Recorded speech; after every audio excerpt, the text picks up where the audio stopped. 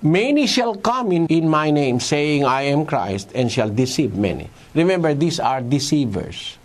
Anybody who claimed that he is Christ and he has come is a deceiver. Magandang araw po sa inyong lahat. Sir JR po ng Usap-Usap University, and we are back at it again. Kung ikaw po ay baguhan, kung ikaw po ay new visitor po sa Usap-Usap University, tuloy po kayo. So ang atin pong ginagawa dito sa U3, tayo po ay nakikinig ng mga religious discussions, mga debate, mga preaching. So this current episode mga ka-U3 is actually in line with the last episode po na binigyan natin ng video reaction, yung debate po na schoolmates debate patungkol po sa mandatory ROTC na dapat bang ibalik o hindi, dapat bang gawing required po ito sa mga senior high school. And still, this is in line with the conflict, the possible na kaguluhan na posibleng mangyari, lalong-lalo na po sa ating panahon ngayon na hindi lamang yung issue po sa Indo-Pacific, no, yung conflict po natin with South China Sea, with other countries, pero tingnan nyo naman po sa international news, ang Iran po napakawalan ng mga misal nila laban sa Israel, at sa ngayon po meron pa rin po kaguluhan between Ukraine and Russia, and sinasabi sa latest news na parang matatalo na ang Ukraine kung hindi masusuportahan ng Amerika, which the United States did. So ang US Congress po ay bumoto to support and to send financial aid to Ukraine. So medyo magulo po talaga. So it begs the question patungkol po sa end of the world. Ayan, totoo bang magugunaw ang mundo? So ilan lang po yan sa collection po ng mga videos po na ating papanoorin ngayon. Most of these are from Itanong Mo Kay Soriano episodes mga ka-U3. So samahan niyo po ako sa panonood. At sa kaunting background ko po sa pag-aanalisa, pag-breakdown, ako po ay dating university debater mula po sa MSU IIT sa loob po ng 3 taon. Ako rin po ay nagdebate sa ABS-CBN News Channel at ako ay member ng isang international public speaking organization, ang Toastmasters International. So ano pang hinihintay natin mga ka-U3? But before that, gusto ko din po pala magpasalamat. Hindi ko kayo nakakalimutan. More than 121,000 subscribers po ng U3. Maraming salamat po sa inyong pong pagsuporta. So let's watch this video together. Let's go. Alam mo kapatid, nakasaad sa Biblia ang lahat ng mangyayaring totoong mangyayari. At isa sa pangyayaring mangyayari, yung nasa ikalawang Pedro 3, Gs at 7. Datapwat darating ang araw ng Panginoon na gaya ng magnanakaw na ang sangkalangitan sa araw na iyan ay mapaparam na kasabay ng malaking ugong at ang mga bagay sa langit ay mapupugnaw sa matinding init at ang lupa at ang mga gawang nasa lupa ay pawang masusunog. Ngunit ang sangkalangitan ngayon at ang lupa sa pamamagitan ng gayunding salita ay iniingatang talaga sa apoy na itinataan sa araw ng paghuhukom at ng paglipol sa mga taong masama. Nasa Biblia yan kapatid, napakaraing talata na ang lupa masusunog. Alam mo, scientifically speaking, possible ito eh. Sa dami-dami ngayon ng nuclear warheads ng mundo, sapat na para sumabog ang lupa eh. Sa dami ng nuclear warheads ng mundo. Pero hindi magugunaw ang mundo dahil dyan sa mga yan. Kundi, ayon sa Biblia, ang magko-contribute sa pagkagunaw ng mundo ay yung pagkasira mismo ng atmosphere at saka yung ating space that surrounds the earth, yung tinatawag na langit, yung firmament. Sabi sa Gs, darating ang araw ng Panginoon gaya ng magnanakaw na ang sangkalangitan sa araw na yan mapaparam kasabay ng malaking ugong. So ang distractions, hindi lupa lang eh. Una munang malulusaw yung mga bagay na galing sa langit eh. No? Tapos ang lupa at ang gawang sa lupa masusunog dahil dun sa element na matutunaw sa langit. Alam natin maraming elemento sa langit, mga bituin, mga planeta, matutunaw yan eh. At magko-contribute yan sa pagkawasak din ng mundo. Yun ang sinasabi sa Biblia, kapatid na Ira. Yan naman ay totoo. Kasi salita ng Diyos yan na nasa Biblia at yan hindi kayang matutulan ng siyensya miski ang siyensya naniniwala, darating ang araw, yung ating araw, yung sun, yung araw, ay magiging isang red giant na mag-i-insinuate ng pagkawasak ng entire solar system. Pero yun ang sabi ng siyensya, no? Pero sa Biblia hindi ganon. Ang sa Biblia, yung nasa mga bagay na nasa langit, mapupugnaw yan sa matinding init. Pag napugnaw yan, ang lupa ang kasunod. No? Kaya, yun din ang nasa pasyong Katoliko eh. Okay. So before that mga kayo-3, so I think Brother Eli is answering here an age-old question. Kasi meron po kasing isang popular na tula kung paano daw mag-e-end ang world. Will it end in fire or will it end in ice? So sinasabi ni Brother Eli, definitely it will end in fire dahil sa matinding init. Although that may be different on what scientists are saying about the end of the earth dahil nawalan tayo ng init mula sa araw. Tandaan po natin na ang araw po ay source po ng ating energy. And syempre, dahil finite din po ang buhay ng isang sun, so ine-estimate po na kapag nawalan po ng buhay, ang sun, titigil na siya sa pagiging malakas niya, sa pagbibigay ng sunlight sa atin at solar energy, ay sinasabi na magsasuffer ang whole solar system. So on that regard, the earth will end in ice. Pero that will be a long, long time. Matagal pa po yun. Sobrang tagal. So around billions of years pa naman. But the point there is, matagal pa, kung quote-unquote, kung babasehan lang natin sa magiging epekto ng sun sa existence ng Earth. Kasi nga without the sun, it will be very difficult for Earth to survive. Hence, it will end in ice. Pero sinasabi ni Brother Eli, it's a bit more urgent than that.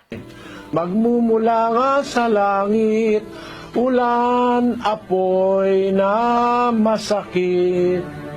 Sa lupa'y halos tumakip, susunog magpapasakit sa mga taong bulisik. Ayon, magmumula sa langit, ulan, apoy na masakit. Sa lupa'y halos tumakip, susunog magpapasakit sa mga taong bulisik. Kaya alam mo kapatid, yung sinasabi sa pasyon, kinopya yung ibang bahagi ng pasyon, kinopya sa Biblia. Ang sanlibutan ito magwawakas. Kasi may nagtuturo, hindi raw magwawakas ang mundo gaya ng saksi ni Jehovah. Malaking kasinungalingan nyo. Okay, before we continue. Oh yeah, I did remember this mga kayuti. Meron po tayong video reaction yan. I think it was Brother Eli versus Ronald Obidos. Ayan. So yun po yung classic na debate na meron po tayong video reaction kung saan nagpapasahan sila ng iisang mikropono. But anyway mga kayuti, so indeed, yun po yung naging topic. Actually, yung title nga ng video, kung gugunaw ba ang mundo. Magwawakas talaga, may itinakdang wakas ang Diyos para sa lupa. Stephanias 1:18. Kahit ang kanilang pilak o ang kanilang gintuman ay hindi makapagliligtas sa kanila sa kaarawan ng kapuotan ng Panginoon, kundi ang buong lupain ay masusupok sa pamamagitan ng apoy ng kanyang paninibugho, sapagkat wawakasan niya, oo, isang kakilakilabot na wakas nilang lahat na nagsisitahan sa lupain. Ayon, merong wakas talagang darating sa mundo. Kung kailan pati ang mundo mawawala, itong earth, papalitan ito ng isang bagong mundo. Papalitan ito ng Diyos. 21:1 ng Apokalipsis. At nakita ko ang isang bagong langit at ang isang bagong lupa, sapagkat ang unang langit at ang unang lupa ay naparam, at ang dagat ay wala na. Nakita ni Juan yung mangyayari. Nakita ko isang bagong langit, isang bagong lupa. Sapagkat ang unang langit at ang unang lupa ay naparam.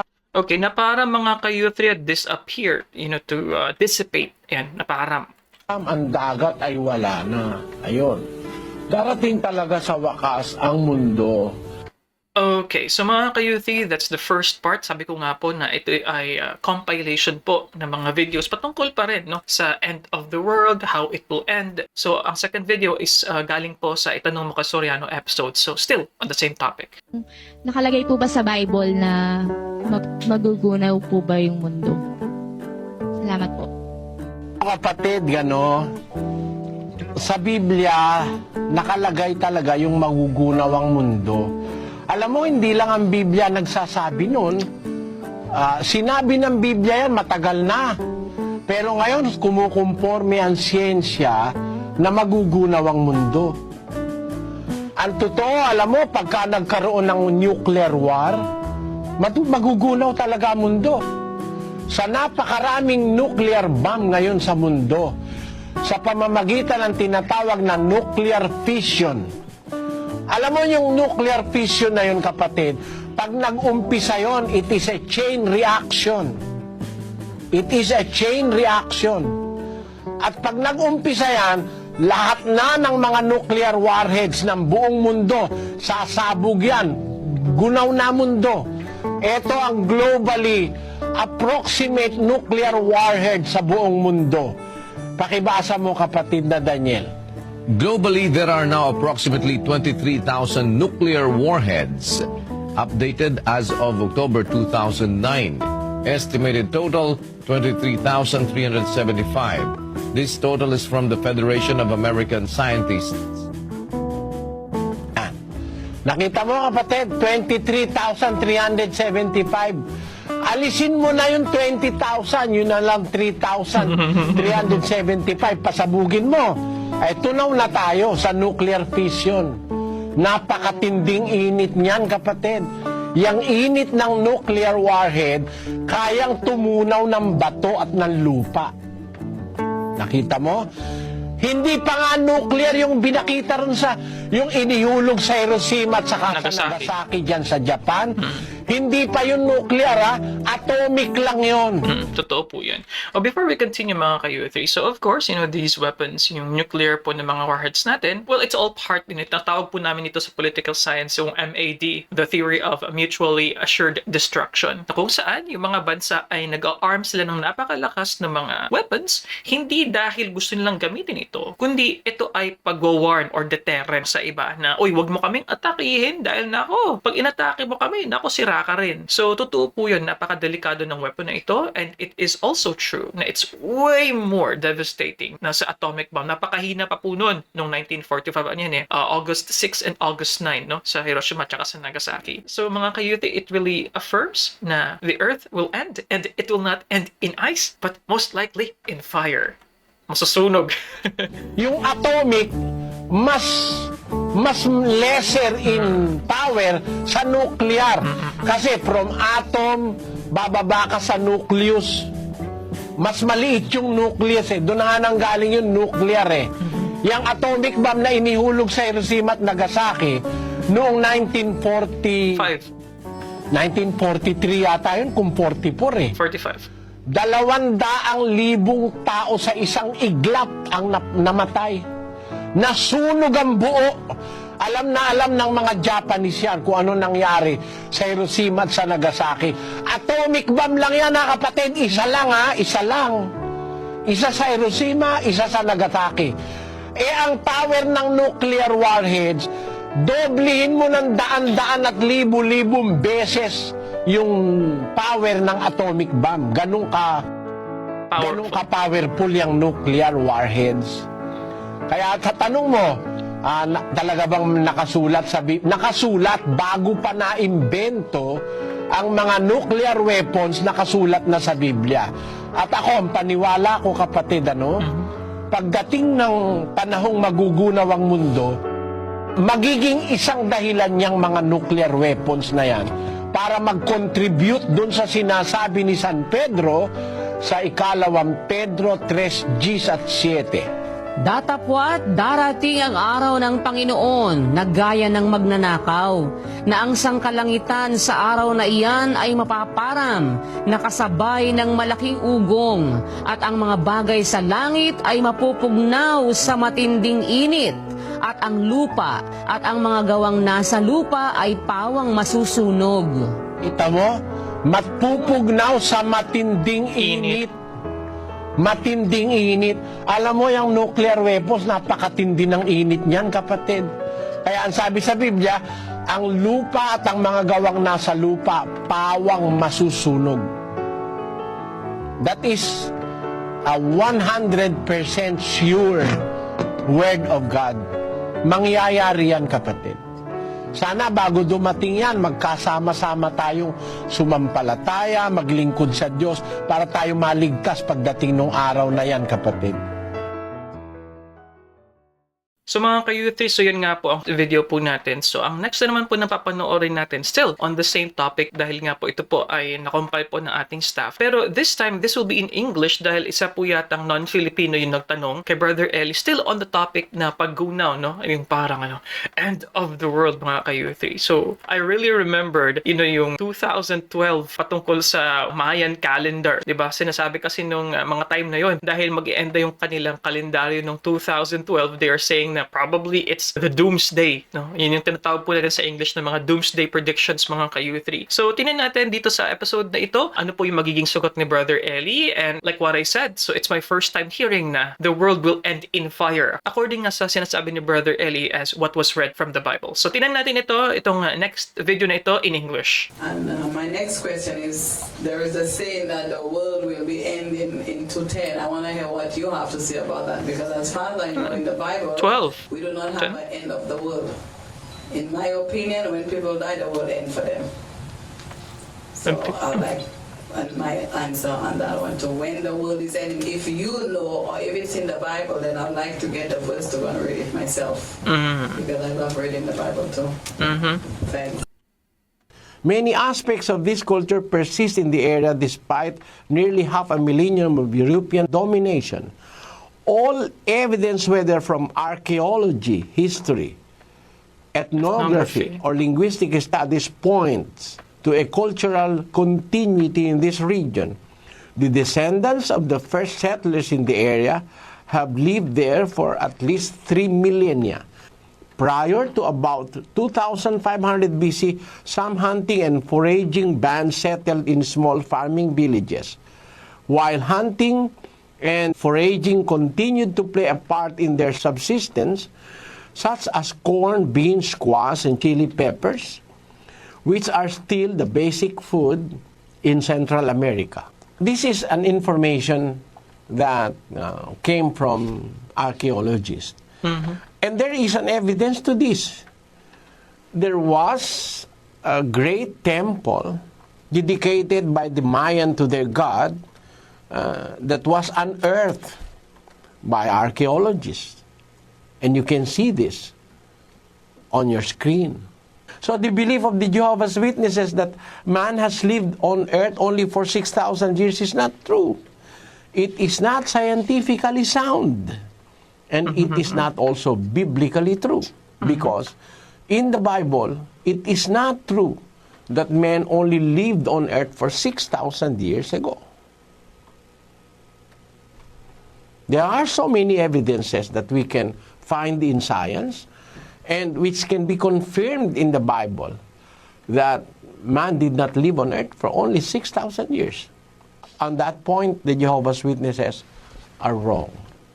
And not only the Jehovah's Witnesses believe that, even the Seventh-day Adventists believe that the earth is only 6,000 years old. Wow. Mga ka-U3, yeah, indeed. Narinig ko to na some other religions believe na ilang libong taon lang ang mundo. Pero it's my first time knowing. It really is, na maliban pa po pala sa Jehovah's Witnesses, pati pala SDA naniniwala na around 6,000 years lang ang mundo. Okay, so sa mga members po ng SDA at saka JW, can you tell us more about this? Why do you think na ang paniniwala po ninyo sa inyo pong reliyon ay 6,000 years old lamang po ang mundo? Bakit po kaya ganon? Hindi po ba nakakaliwas po yan sa mga archaeological evidence po na pwedeng makita that some artifacts would date back more than 6,000 years ago. Proof pa lang yan ng mga early na mga settlements ng humans. So, 10,000 plus years na yun. So, kung sinasabi niyo pong 6,000 years, paano po kaya yun mare-reconcile, no, sa mga bagay-bagay po na proof po if you will use carbon dating, for example, that is surely more than 6,000 years, mga ka-U3? Man on Earth has lived only something like 6,000 to 7,000 years. But evidences in science, physical evidences, tangible evidences, proves to us the antiquity of the Earth. The Earth can be as old as 4.5 to 6 billion years old. And that we will tackle in another topic. But what I am telling you is that it cannot be true that the end of the world will be on 2010. First of all, no man was given by God the power to know when will that end be. But there definitely will be an end of the world. Even if Jehovah's Witnesses do not believe that there is an end of the world, the Bible tells us so. And if I am a Christian with an investigative mind, with a scientific mind, I will not believe the teachings of the Jehovah's Witnesses. First of all, they have so many erroneous predictions as to the end of the world or to the coming of Armageddon.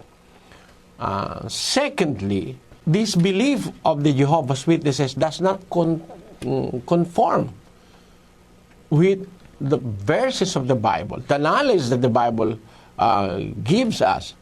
For example, I will read another verse. In the book of 2 Corinthians chapter 4, verse 18, it says, "While we look not at the things which are seen, but at the things which are not seen.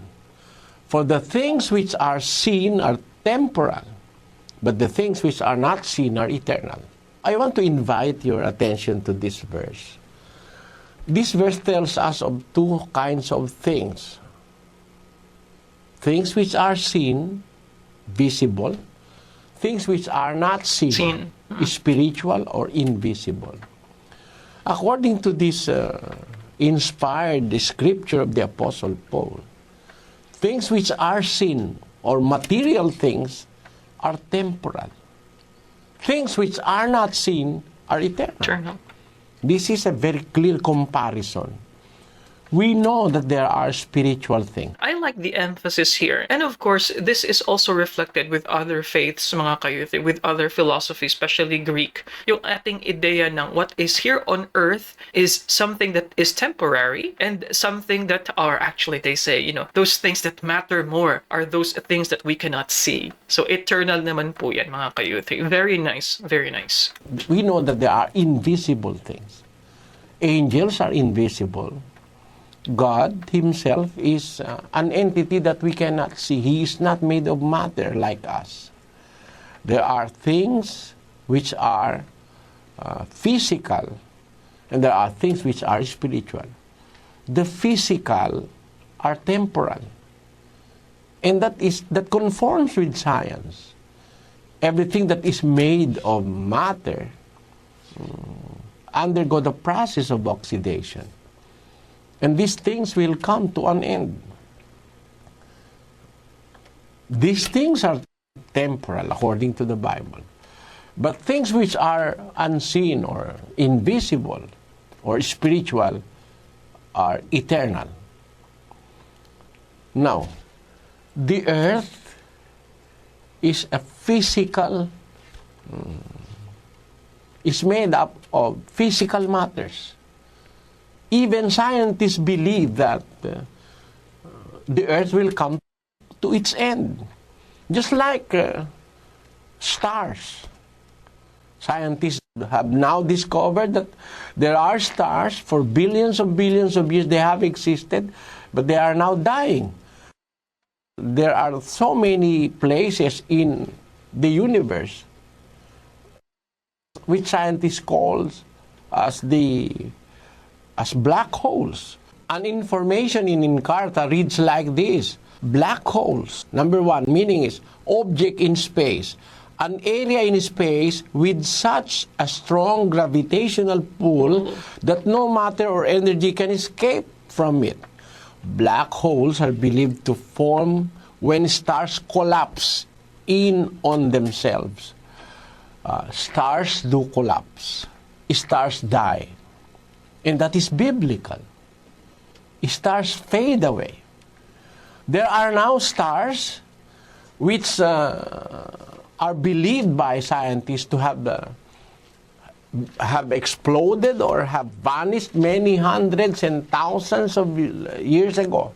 We can only see their light that came from them many thousands or many hundreds of light years away from the earth, but they are not anymore existing. And that is biblical. In the book of Psalms 102 verse 25 it says, "Of old hast thou laid the foundation of the earth, and the heavens are the work of thy hands.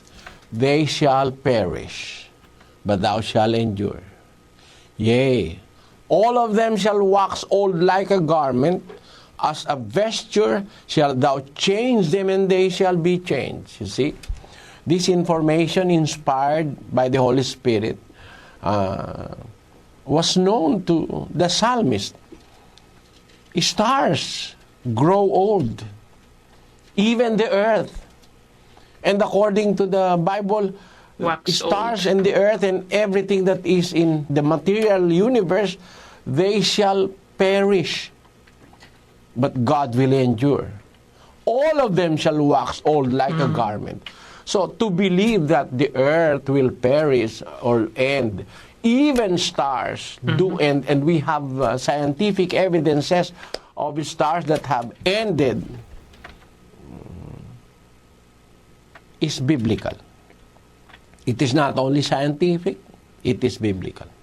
And for me to prove to you that there really is an end to these things that we can see now, let us read in the book of Revelation, chapter 21, verses 1 up to 2. It says, "And I saw a new heaven and a new earth. For the first heaven and the first earth were passed away, and there was no more sea. Yeah. And I, John, saw the holy city, New Jerusalem." Oh, okay, mga kayuti. Okay, before we continue, no. So that was a really nice passage, of course, that was mentioned prior when John was talking about his own experience of seeing the new earth. Pero dito, medyo natawa lang po ako kasi po, ang iba nagsasabi, ang New Jerusalem ay nasa Davao, di ba po?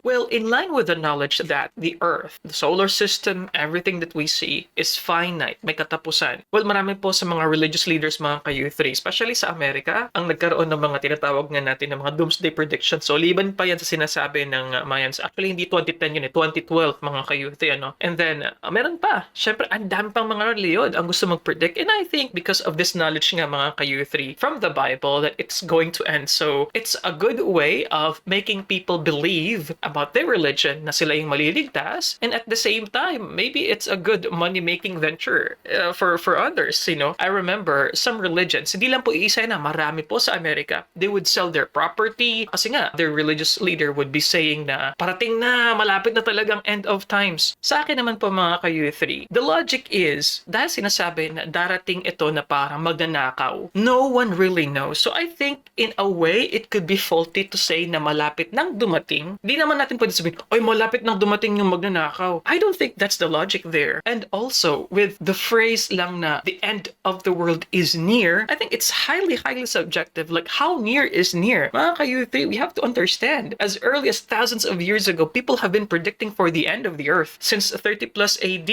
starting with the death of Jesus Christ, a lot of people have been saying already na mag-i-end na nga yung mundo, and it did not happen. We don't really know kasi subjective nga po, ano ba, hundreds of years starting from today, 200 years, 300 years, or decades lang ba? Lalong-lalo na noong year 2000s na kung saan marami po mga born-again churches ang merong deep feeling na sa year 2000 darating ang Diyos. Ayan, or first decade after year 2000, and it's all wrong. I think it's really hard to predict, mga kayuthi. Coming down from God out of heaven, prepared as a bride adorned for her husband. So there was a person who already have seen this revelation from the Lord. The first heaven and the first earth passed away, And after the passing away of the No more first sea. heaven and the first earth, he saw a new heaven and a new earth, as the Bible says. So certainly there is an end of this present world. And to substantiate the fact that there really is an end of the world and the material universe, the Lord Jesus Christ have given the apostles signs that will herald the coming of the end of the world. Let us read. In the book of Matthew chapter 24, verse 3 up to 8, it says, "And as he sat upon the Mount of Olives, the disciples came unto him privately, saying, Tell us, when shall these things be? And what shall be the sign of thy coming and of the end of the world?" See, it is very particular in this verse that the apostles believe that there will be an end of the world. And they are asking for a sign or for signs. Then the Lord Jesus Christ said, "And Jesus answered and said unto them, Take heed that no man deceive you. For many shall come in my name, saying, I am the Christ, and shall deceive many. And ye shall hear of wars and rumors of wars. See that ye be not troubled, for all these things must come to pass, but the end is not yet. For nation shall rise against nation, and kingdom against kingdom, and there shall be famines and pestilences and earthquakes in diverse places. All these are the beginning of sorrows." Sorrows. These are the signs that were given by the Lord Jesus Christ to the apostles for them to know and realize that there really is an end that is coming to this world. There is an end of the world. One thing is that many shall rise, false prophets shall rise, false Christs, deceivers. They will come in the name of Christ and shall say that they are the Christ and shall deceive many. And this is very true, very true. We have evidences to show that these things is really happening. These things are happening now. One of these false Christs that the Lord Jesus Christ prophesied to be coming to deceive many is Jose Luis de Jesus Miranda, leader of a cult or a group called Growing in Grace. Growing in He grace. claims to be the Christ. And I say that he is a false Christ because he do not know himself. Once he claimed to be a reincarnation of the Apostle Paul. And that information is available in the internet. Let us look at that. Jose Luis de Jesus Miranda, $1 Million Messiah. Jose Luis de Jesus Miranda Heroin is a addict. 60-year-old former heroin addict and convict who believes that he is the living incarnation of Jesus Christ, the man, the second coming of Christ. The Puerto Rican-born Miranda claims that in 1973, he had an epiphany, a revelatory manifestation of a divine being. He says that he doesn't know why God picked him. Still, Miranda once believed that he was the reincarnation of the Apostle Paul. Then 2 years later, he proclaimed himself as Jesus Christ. God merged with me. Wow. And the resurrected Jesus infiltrated himself within me. So, this really is a man who do not know himself. Why? Because he formerly said that he was a reincarnation of the Apostle Paul. Then afterwards, he claims to be the Christ, which is completely a lie.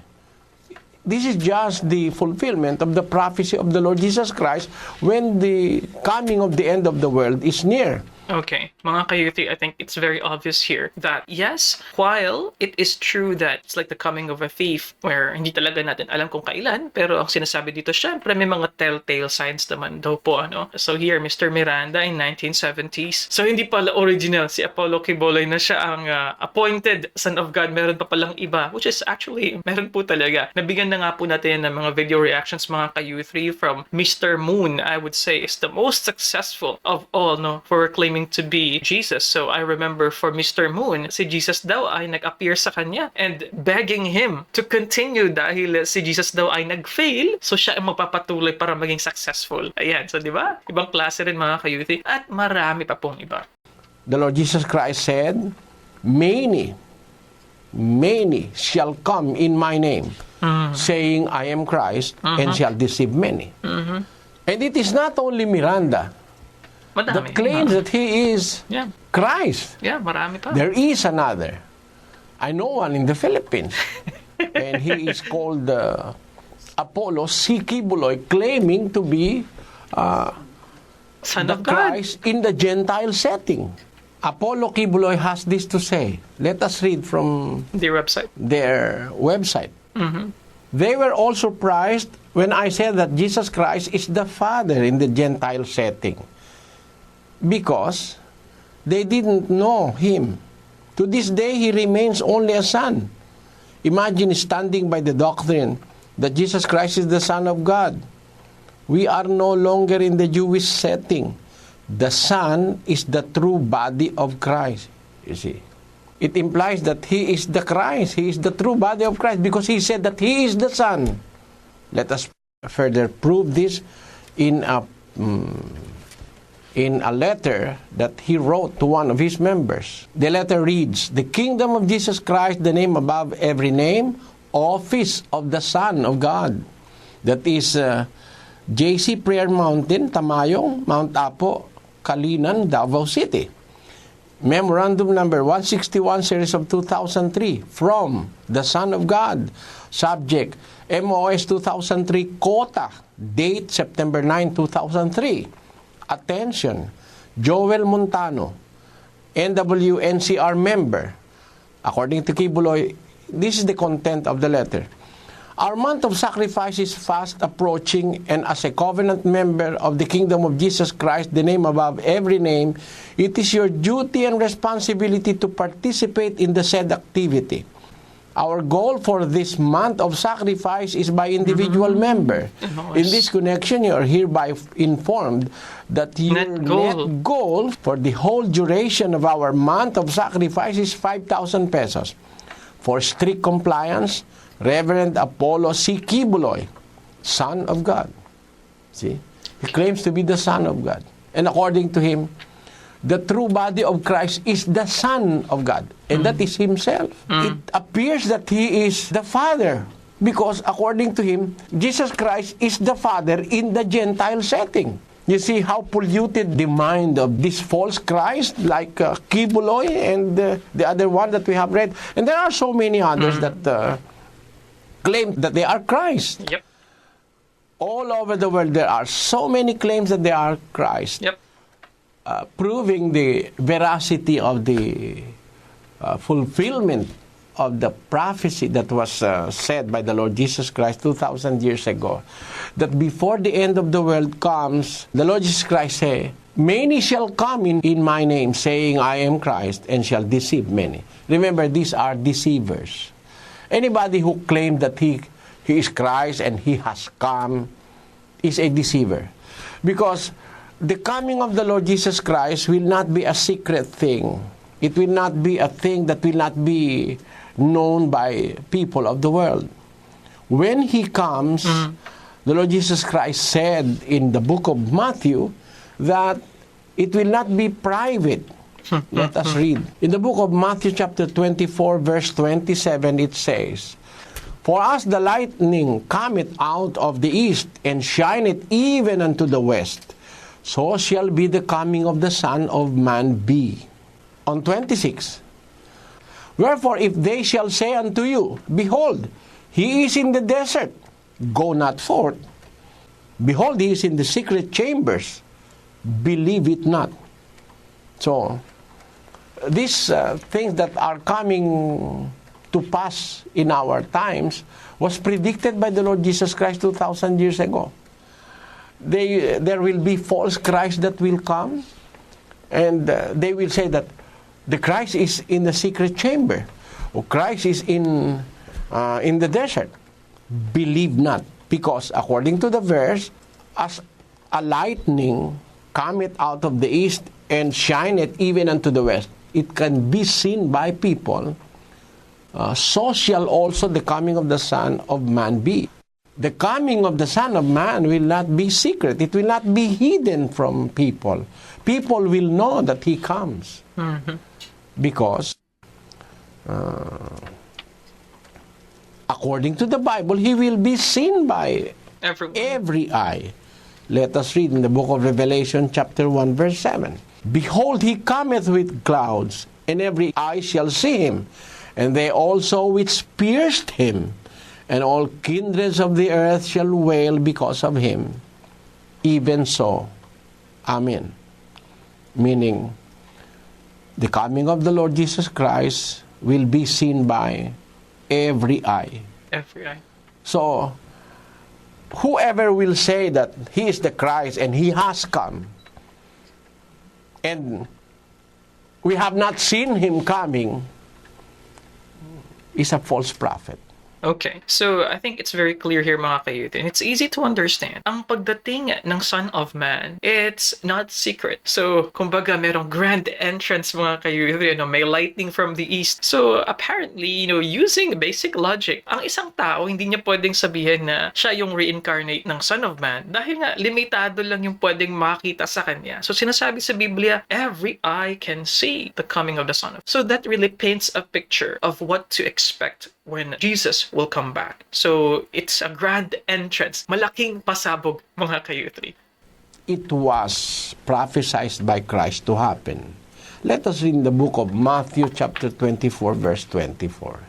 It says, For there shall arise false Christs and false prophets, and shall show great signs and wonders, insomuch that, if it were possible, they shall deceive the very elect. So, it is true that there will be false Christs and false prophets. They will even show great signs and wonders. So beware of these miracle signs and wonders that these false prophets are showing people. Because they are really, they will really show it. You can see them in television. You can see them in big or in places where people congregate, in Astrodome, in Colosseums. They will show, showing, meaning it is their way of deceiving people. It's their way of enticing people to join them. They will show great signs and wonders and miracles. They will mislead. They will deceive people. And to prove that these are false Christs, let us read.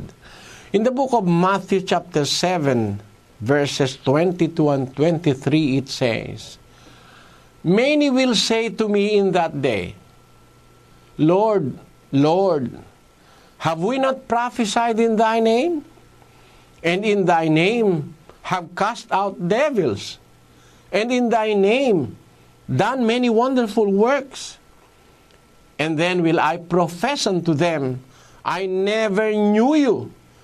Depart from me, ye that work iniquity. These are the false prophets who will claim that they are of Christ and who will claim that they are Christ. They will show great signs and wonders. But when they present themselves to the judgment day of the Lord Jesus, they will say, Lord, have we not prophesied in thy name, and in thy name have cast out devils, and in thy name done many wonderful works, miracles, signs, etc., as they are doing now? But the Lord said, Okay, before that mga ka-U3, I find this very interesting because here, it also gives us the idea na yung mga kabutihan na pwedeng magawa ng tao, o at least here, no, yung mga nagkiklaim nga na sila ay sa Diyos. So sinasabi dito, what they have done? They have prophesied in the Lord's name and have done many works. So tatlo, no? Cast out, prophesy, and then they have done wonderful works. But of course, here in the judgment, what did God say? I don't know you. So that is an interesting point na take away po sa verse na ito. I will profess unto them, I never knew you. Why? Because they were not sent by Christ. Of course, no, the people whom He have sent. But Christ do not acknowledge them.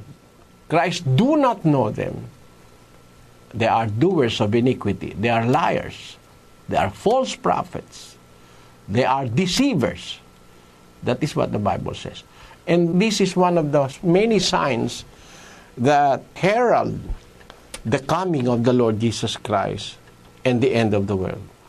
There will definitely be an end of this world as prophesied in the Bible and ordained by God. And we have to believe this if we are biblical Christians. I say biblical Christians because there are those who claim to be Christians but do not use the Bible as the sole basis of their faith and belief. There are those who just pick some verses of the Bible and reject many of the verses. And these people are misled.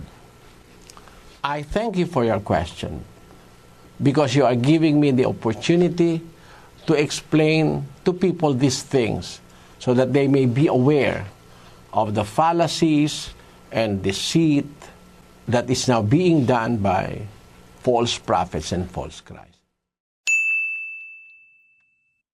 Okay mga ka-UT, so that ends our episode po. Ayan, mahaba-haba yan at saka compilation po yan ng iba't ibang mga discussions po ni Brother Eli sa same na idea, no? Na magugunaw ba ang mundo, paano, kailan, at paano natin malalaman kapag dumating ang Son of Man. So like what I mentioned mga ka-UT, it was quite surprising for me knowing na SDA and Jehovah's Witnesses believe daw na 6,000 years old lang yung mundo. Or of course, a bit more than that. So sa mga members po ng SDA or JW, could you please tell us a little bit about that? Kung ano pong masasabi nyo sa explanation po ni Brother Eli? And also, ano po ang masasabi nyo sa pagsabi ni Brother Eli na the world will end in extreme heat? Ayan. So, katulad nga po nung na-mention natin kanina, no? It is the answer to an age-old poem kung paano daw mag-end ang world. It's either in fire or in ice. And according to the Bible, it says here, it will end definitely in fire. So, ano po masasabi nyo rito? Naku, napakagandang discussion para sa akin. Very timely kasi, syempre po, isa na sa mga signs niyan yung kaguluhan,